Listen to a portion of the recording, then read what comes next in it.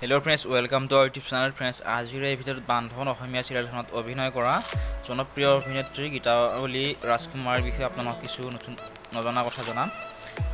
তেওঁৰ real name হ'ল গীতাৱলী ৰাজকুমাৰী আৰু তেওঁৰ নিক নেম হ'ল জন্ময়।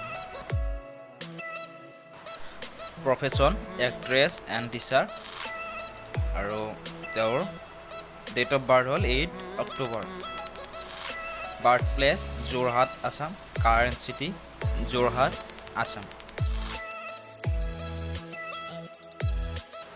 তেওঁ পঢ়া স্কুলখনৰ নাম হ'ল Jorhat government high school and MP school.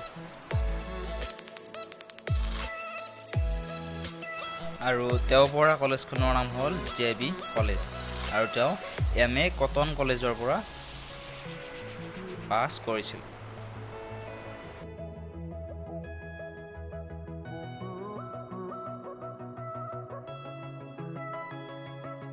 তেওঁৰ দেউতাকৰ নাম হ'ল কৃষ্ণ ৰাজকুমাৰী আৰু তেওঁৰ মাকৰ নাম হ'ল পুষ্পা ৰাজকুমাৰী।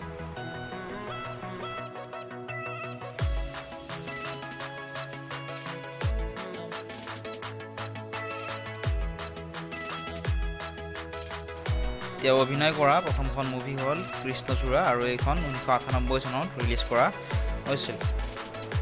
আৰু তেওঁ অভিনয় কৰা কিছুমান চিৰিয়েলৰ নাম হ'ল দেৱী, বান্ধন আদি।